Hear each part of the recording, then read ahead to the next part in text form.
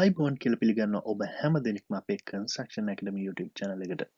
අද මම මේ වීඩියෝ එකකින් සාකච්ඡා කරන්න බලාපොරොත්තු වෙන්නේ ගොඩ නැගිල්ලක ෆවුන්ඩේෂන් එක. නැත්නම් අත්තිවාරම පිළිබඳව.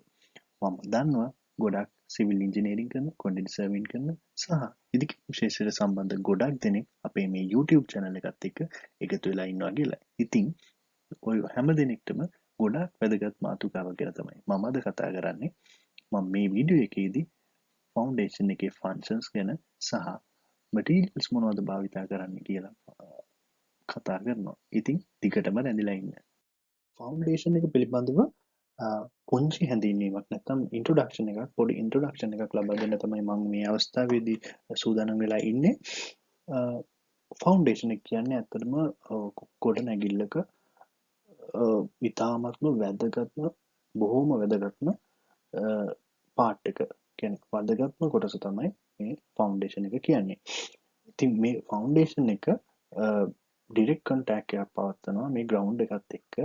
ඒ කියන්නේ ඍජුවම පොළොවත් එක්ක සම්බන්ධ වෙලා තමයි තියෙන්නේ ෆවුන්ඩේෂන් එක. ෆවුන්ඩේෂන් එක කියන්නේ ස්ට්‍රක්චර් එකේ තියෙන ලෝවස්ම පාර්ට් එක. කියන්නේ ෆවුන්ඩේෂන් එක පිටලා තියෙන්නේ මේ බිල්ඩින් ස්ට්‍රක්චර් එකේ පහළම තැනක තමයි පහළින්ම තමයි මේක ෆවුන්ඩේෂන් එක කියන එක පිහිටලා තියෙන්නේ. ඉතින් මේ ෆවුන්ඩේෂන් එක සම්ප්‍රේෂණය කරනවා මේ ගොඩනැගිල්ලේ තියෙන dead load, live load, win load කියන මේ ලෝඩ් වර්ග තුන මම මේකේ මේ වීඩියෝ එකේ ඉස්සරහට යද්දි පැහැදිලි කරනවා මොනවද ඩෙඩ් ලෝඩ් කියන්නේ, මොනවද ලයිව් ලෝඩ් කියන්නේ, මොනවද වින් ලෝඩ් කියන්නේ කියලා. ඉතින් මේ ටෝටල් ලෝඩ් එක ඒ කියන්නේ dead load, live load, win load කියන මේ ලෝඩ් වර්ග තුන සම්ප්‍රේෂණය කරනවා පොළොවට ෆවුන්ඩේෂන් සම්ප්‍රේෂණය කරන්න මේ ෆවුන්ඩේෂන් එක උදව් වෙනවා. ඉතින් සාමාන්‍යයෙන් ෆවුන්ඩේෂන් එක පිහිටන්නේ ග්‍රවුන්ඩ් ලෙවල් එකට වඩා පහළින්. මේක මොකද හේතුව ඒක මේ විදිහට පිහිටපුවාම ඒකෙන් ස්ට්‍රක්චර් එකට හරි බිල්ඩින් එකට හරි හොඳ ස්ථායීතාවයක් නැත්නම් ස්ටැබිලිටි එකක් ලබා දෙනවා. ඔයගොල්ලෝ ගොඩක් වෙලාවට දැකලා ඇති. ගොඩක් වෙලාවට නෙවෙයි බොහෝ විට අපි දකින හැම අවස්ථාවකම වගේ ෆවුන්ඩේෂන් එක පිහිටන්නේ ග්‍රවුන්ඩ් ලෙවල් එකට වඩා පහළින්. Functions of a foundation. අතිවාරමක මූලික අරමුණු. නැත්නම් අතිවාරමක මූලික කාර්යභාරය කියලා කියන්නත් පුළුවන්. ඉතින් මේ ප්‍රධාන වශයෙන් මම මෙතනදී ප්‍රධානම ෆන්ක්ෂන්ස් පහක් ගැන කතා කරනවා. පළවෙනි එක තමයි distribution of loads. ඒ කියන්නේ ගොඩනැගිල්ලේ භාරය සුදුසු පරිදි බෙදා හැරීම. ඊට පස්සේ දෙවෙනි එක තමයි stability against sliding and overturning. ඒ කියන්නේ ගොඩනැගිල්ලේ ස්ථායීභාවය පවත්වා ගැනීම. ඊට පස්සේ තුන්වෙනි එක තමයි minimize differential settlement. differential settlements කියන එක differential settlements අඩු කරන එක මේකේ තවත් එක අරමුණක් වෙනවා. differential settlements කියන්නේ මොකක්ද කියලා මම මේ වීඩියෝ එක ඉස්සරහදී කතා කරනවා. ඊට පස්සේ provides level surface. මේ අතිවාරමක් සමතල මතු පිටක් ලබා දෙනවා කියලා කියනවා මේ බිල්ඩින් එකේ ස්ට්‍රක්චර් එකට. ඊට පස්සේ minimize distress against soil movements. මේ පසේ ඇතිවන චලනයන් නිසා විවිධ හානි ඇති වෙන්න පුළුවන්. ඉතින් ෆවුන්ඩේෂන් එකක් හින්දා ෆවුන්ඩේෂන් එකක මූලික අරමුණක් තමයි ඒ වගේ පසේ ඇතිවන චලනයන් හින්දා වෙන හානි අවම කිරීම. ඉතින් functions of a foundation නැත්නම් අතිවාරමක මූලික අරමුණු ප්‍රධාන වශයෙන් පහක් අපි අඳුරගත්තා. අපි දැන් ඒ එකින් එක ගැන කතා කරන්න තමයි යන්නේ. ඉතින් මුලින්ම අපි distribution of loads නැත්නම් ගොඩනැගිල්ලක භාරය සුදුසු පරිදි කොහොමද සම්ප්‍රේෂණය කරන්නේ කියන එක පිළිබඳව තමයි කතා කරන්න යන්නේ. ඉතින් මේකෙදි මේ loads ගැන කියද්දි මං කලිනුත් කිව්වා ප්‍රධාන වශයෙන් ලෝඩ්ස් වර්ග තුනක් ගැන ඩෙඩ් ලෝඩ්, ඉම්පෝස් ලෝඩ් සහ වින් ලෝඩ් කියලා. නැත්නම් dead load, live load, win load කියලා මම ලෝඩ්ස් වර්ග තුනක් ගැන කතා කරා. මම ඒක විස්තර කරනවා කියලා කිව්වා කලින්. ඉතින් මම දැන් ඒක විස්තර කරන්න තමයි යන්නේ. ඩෙඩ් ලෝඩ් කියන එක ගැන මම මුලින්ම විස්තර කරන්නම්. ඩෙඩ් ලෝඩ් කියන්නේ අපි සිංහලෙන් කියනවා අජීවී භාරය කියලා. මේකෙදි මේ ගොඩනැගිල්ලක අපි ස්ට්‍රක්චර් එකේ තියෙන ස්ට්‍රක්චර් එකකින් එන භාරය තමයි ස්ට්‍රක්චර් එකකින් එන ලෝඩ් එක තමයි අපි ඩෙඩ් ලෝඩ් නැත්නම් අජීවී භාරය කියලා හඳුන්වන්නේ. මේ එකේ තියෙන කොලම්ස්, බීම්ස්, ස්ලැබ් මේ වගේ දේවල් අපිට වෙනස් කරන්න බැරි දේවල් තමයි මේ ඩෙඩ් ලෝඩ් නැත්නම් අජීවී භාරය කියන එකට අයත් වෙන්නේ. ඊට පස්සේ ඉම්පෝස් ලෝඩ් එහෙම නැත්නම් අපි ලයිව් ලෝඩ් කියලාත් හඳුන්වනවා. මේක සිංහලෙන් කියන්නේ සජීවී භාරය කියලා. ඉම්පෝස් ලෝඩ් නැත්නම් ලයිව් ලෝඩ් කියන්නේ සජීවී භාරය. මේ අපි දන්නවා ගොඩනැගිල්ලක් අපි හැදුවට පස්සේ ඒක පාවිච්චි කරනවා. මේ එක මිනිස්සු ඒක පාවිච්චි කරනවා. මේක ඇතුලේ ඉන්නවා. ඊට පස්සේ මේකේ තියෙන පුටු ඩෙස් වගේ දේවලුත් මේ ඉම්පෝස් ලෝඩ් නැත්නම් ලයිව් ලෝඩ් කියන එකට තමයි ගෙනෙන්නේ. එතකොට ඔයාලට ප්‍රශ්නයක් එන්න පුළුවන් මේ මේස පුටු වගේ දේවල් කොහොමද මේ අජීවී වස්තු ඒත් කොහොමද මේක සජීවී භාරයක් විදිහට ගන්නෙ කියලා. ඉතින් ඇත්තටම අපි ගත්තාම මේකේ තියෙන මේ මිනිස්සු, මේස, පුටු, කබඩ් මේ හැම දෙයක්ම අපිට මේකෙන් ගොඩනැගිල්ල තුල ඉද්දි මේකට ෆවුන්ඩේෂන් එක මත භාරය නිසා ඇතිවන බර යෙදෙනවා. නමුත් ඒක ගොඩනැගිල්ලෙන් එළියට ගියොත් ඒකෙන් භාරයක් යෙදෙන්නේ නැහැ. ඉතින් ඒ වගේ දේවල් වලින් යෙදෙන භාරය තමයි අපි ඉම්පෝස් ලෝඩ් නැත්නම් ලයිව් ලෝඩ් කියලා කියන්නේ. ඊළඟ එක වින් ලෝඩ් නැත්නම් එන්වයරන්මන්ට් ලෝඩ් කියලාත් කියනවා. සුළං භාරය නැත්නම් පාරිසරික භාරය කියලාත් මේක අපි සිංහලෙන් හඳුන්වනවා. මේකෙදී වින් ලෝඩ් කියන්නේ ප්‍රධාන වශයෙන් සුළඟින් ගොඩනැගිල්ල මත භාරයක් යෙදෙනවා, බලයක් යෙදෙනවා. ඉතින් මේ ලෝඩ් එක තමයි අපි වින් ලෝඩ් කියලා කියන්නේ. මේකෙන් මේ සුළඟ වගේ පාරිසරික බලපෑම් වලින් එන ගොඩනැගිල්ල මත යෙදෙන ලෝඩ්ස් තමයි අපි වින් ලෝඩ් කියලා හඳුන්වන්නේ. Dead load, impose load, win load මේ කියන ලෝඩ් වර්ග තුනේම එකතුවට අපි කියනවා ටෝටල් ලෝඩ් නැත්නම් මුළු භාරය කියලා. ඉතින් මේ මුළු භාරය ඉතාමත්ම ආරක්ෂිතව සබ්සොයිල් එක වෙත සම්ප්‍රේෂණය කරන්න අපිට උදව් වෙනවා මේ ෆවුන්ඩේෂන් එක කියන එක. ෆවුන්ඩේෂන් එක අපිට උදව් වෙනවා මේ ටෝටල් ලෝඩ් එක බොහොම ආරක්ෂිතව සබ්සොයිල් එකට ට්‍රාන්ස්ෆර් කරන්න. ෆන්ක්ෂන්ස් ඔෆ් ෆවුන්ඩේෂන් යටතේ ඊළඟට අපි කතා කරන කරුණ තමයි ස්ටැබිලිටි අගේන්ස්ට් ස්ලයිඩින් ඇන්ඩ් ඕවර්ටර්නින් කියන්නේ. ඒ කියන්නේ ස්ථායීතාවය පවත්වා ගැනීම පිළිබඳව. මෙහිදී ෆවුන්ඩේෂන් එකක් නැත්නම් අත්තිවාරමක් පොළොවත් එක්ක නැංගුරුමක් වගේ ක්‍රියා කරලා හොඳින් සවිමත්ව සම්බන්ධ වෙලා මේ සුපර් ස්ට්‍රක්චර් එකට හොඳ ස්ටැබිලිටි එකක් නැත්නම් ස්ථායීතාවයක් ලබා දෙනවා. ඊට අමතරව භූමිකම්පා සහ සුළඟ වගේ ඇතිවන තිරස් බලයන් හින්දා ඇතිවන නැත්නම් අපි කියනවා horizontal forces කියලා. මෙන්න මේ horizontal forces නැත්නම් තිරස් බලයන්ට එරෙහිව හොඳ ස්ථායීතාවයක් ලබා දෙනවා මේ ෆවුන්ඩේෂන් කියන එක.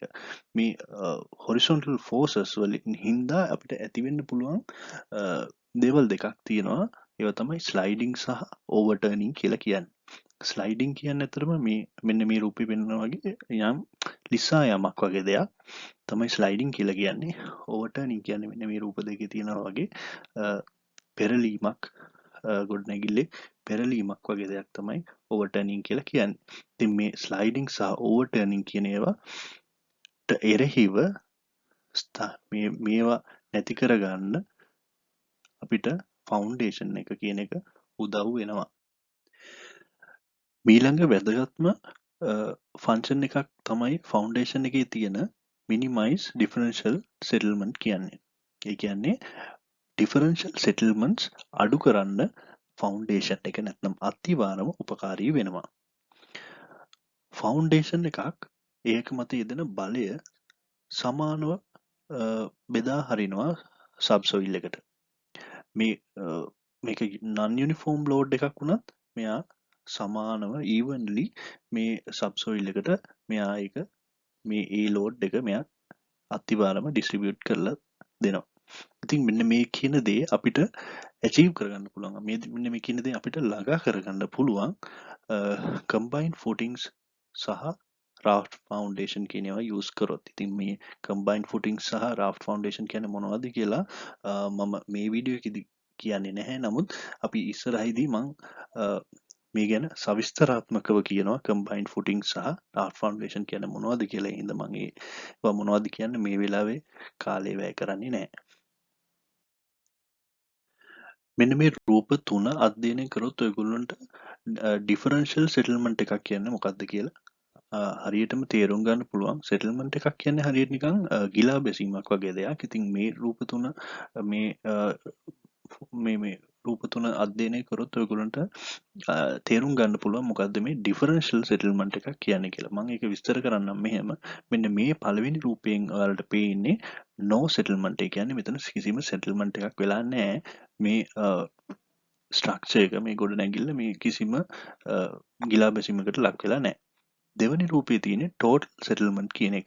ඒ කියන්නේ මේක ගිලා බැහැලා තියෙන මේ මෙන්න මේ මට්ටමේ තමයි මේක තිබිලා තියෙන්නේ. දැන් ඒක තියෙන්නේ මෙන්න මේ මට්ටමේ. එතකොට මේක මේ මට්ටමේ ඉඳලා මෙන්න මේ මට්ටමට වෙනකන් ගිලා බැහැලා තිබෙනවා. හැබැයි මේ සම්පූර්ණ ගොඩනැගිල්ලම ඒ මට්ටමටම ගිලා බැහැලා තිනවා. ඒක අපි total settlement එකක් කියලා කියනවා. ඊට පස්සේ අපි මෙතනදී කතා කරන්නේ differential settlement ගැන. differential settlement එකක් කියන්නේ මේ ගොඩනැගිල්ල එක එක ස්තර පිහිටන්නේ ගිලා බහිනවා එක එක ස්තරවලට.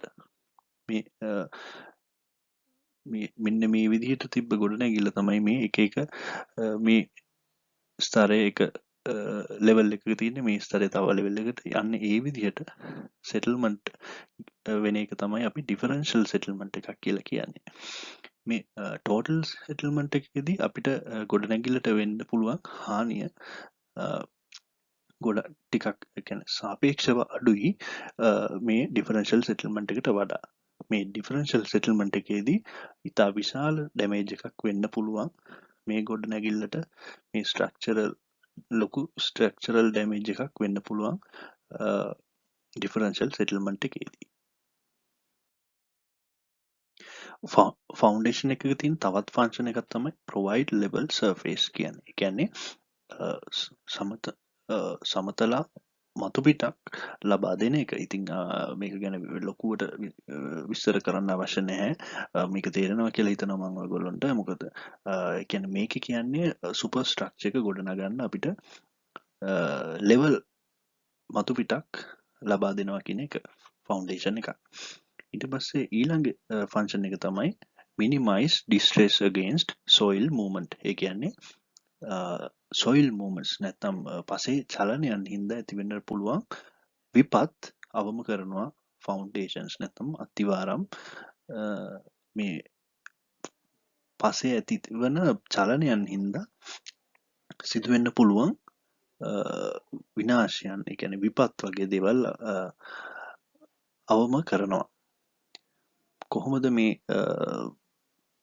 චලනයන් පසේ ඇති වෙන්නේ? මේකේ ප්‍රසාරණයන් සහ හැකිලීම් ඇති වෙනවා පසේ. ඒකේ තියෙන ඒ පස්වල තියෙන මොයිස්චර් කන්ටෙන්ට් එක නැත්නම් මොයිස්චර් එක මොයිස්චර් කියන්නේ ඒකේ තියෙන ජල ප්‍රමාණය වෙනස් වෙද්දී මේකේ expansions සහ contraction. ඒ කියන්නේ expansion එක කියන්නේ ප්‍රසාරණයක් වෙන්න පුළුවන් සහ සමහර විට මේක contraction එකක් නැත්නම් හැකිලීමක් වෙන්න පුළුවන්.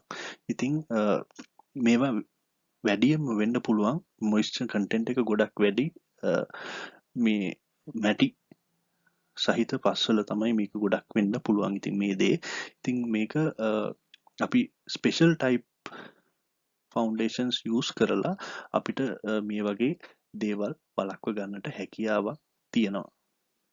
සෝ ෆවුන්ඩේෂන් ගැන කතා කරා. දැන් අපි බලමු ෆවුන්ඩේෂන් එකක් නැත්නම් අතිවාරමක් හදද්දී අපිට භාවිතා කරන්න පුළුවන් අමුද්‍රව්‍ය මොනවද කියලා. ෆවුන්ඩේෂන් එක නැත්නම් අතිවාරමක් හදද්දී අපිට විවිධාකාරයේ මැටීරියල්ස් නැත්නම් අමුද්‍රව්‍ය භාවිතා කරන්නට පුළුවන්. මේ අතරින් ප්‍රධානම මැටීරියල් වර්ග කිහිපයක් තියෙනවා. ඒවා තමයි එකක් තමයි මේ රබල් නැත්නම් කළු ගල් කියන්නේ. ඊට අමතරව බ්‍රික්ස් වලින් බ්‍රික්ස් භාවිතා වෙනවා. ඒ කියන්නේ ගඩොල් භාවිතා කරලා ෆවුන්ඩේෂන්ස් හදනවා. ඊට පස්සේ කොන්ක්‍රීට් භාවිතා කරනවා. කොන්ක්‍රීට් කිව්වහම මේකේ කොන්ක්‍රීට් වර්ග ප්‍රධාන වශයෙන් කොන්ක්‍රීට් වර්ග දෙකක් භාවිතා වෙනවා ෆවුන්ඩේෂන් වල. මෑස් කොන්ක්‍රීට් සහ රේන්ෆෝස් කොන්ක්‍රීට් කියලා. ඉතින් මේ මාස් කොන්ක්‍රීට් කියන එකේදී සිමෙන්ට් සෑන්ඩ් සහ ඇග්‍රිගේට් පමණයි අන්තර්ගත වෙන්නේ. ඒකේ රේන්ෆෝස්මන්ට් අන්තර්ගත වෙන්නේ නැහැ. නමුත් රේන්ෆෝස් කොන්ක්‍රීට් කිව්වහම ඒකේ සිමෙන්ට් සෑන්ඩ් ඇග්‍රිගේට් වලට අමතරව රේන්ෆෝස්මන්ට් උත් අන්තර්ගත වෙනවා. ඊට පස්සේ ස්ටීලුත් භාවිතා කරනවා මැටීරියල් එකක් විදිහට අතිවාරම් නැත්නම් ෆවුන්ඩේෂන් ඉදිකිරීමේදී. අපි ෆවුන්ඩේෂන් එකට මැටීරියල් එකක් සිලෙක්ට් කරගද්දී අමුද්‍රව්‍යයක් තෝරාගද්දී සලකලා බලන ප්‍රධානම කරුණු දෙකක් තියෙනවා. එකක් තමයි type of structure කියන්නේ. කියන්නේ ස්ට්‍රක්චර් එකේ ටයිප් එක අනුව අපිට භාවිතා කරන්න ඕන මැටීරියල් එක වර්ගය මේ භාවිතා කරන මැටීරියල් එක වෙනස් වෙනවා. ඊට ඊළඟ කරුණ තමයි nature of the underlying soil. ඒ කියන්නේ මේක පිහිටලා තියෙන්නේ මොන වගේ soil එකක් මතද කියන එක මතත් මේ අපි ෆවුන්ඩේෂන් එකට තෝරගන්න මැටීරියල් එක තීරණය වෙනවා. මේ තියන්නේ ඒ අපි භාවිතා කරන මැටීරියල්ස් වල ඡායාරූප කිහිපයක්. මෙතන කොන්ක්‍රීට් තියෙනවා, මෙතන රබල් තියෙනවා, මෙතන බ්‍රික්, මෙතන ස්ටීල් තියෙනවා. මේවා තමයි මේ මැටීරියල් භාවිතා වෙන්නේ අතිවාරමක් නැත්නම් ෆවුන්ඩේෂන් එකක් හදද්දී. වීඩියෝ එකේ අවසානයේ තමයි අපි ඇවිල්ලා ඉන්නේ. බොහොම ස්තුතියි වීඩියෝ එක නරඹුවට. අපිව සබ්ස්ක්‍රයිබ් කළා නැත්නම් ඉක්මනින්ම සබ්ස්ක්‍රයිබ් කරන්න, අපිව ලයික් කරන්න, තවත් කෙනෙක්ට දැනගන්න ෂෙයා කරන්න. මේ වීඩියෝ එකේ හොඳ නරක මොනවද ඔයාලට දැනෙන්නේ කියලා කමෙන්ට් එකක් විදිහට දාන්න අමතක කරන්න එපා. බොහොම ස්තුතියි. ජය වේවා.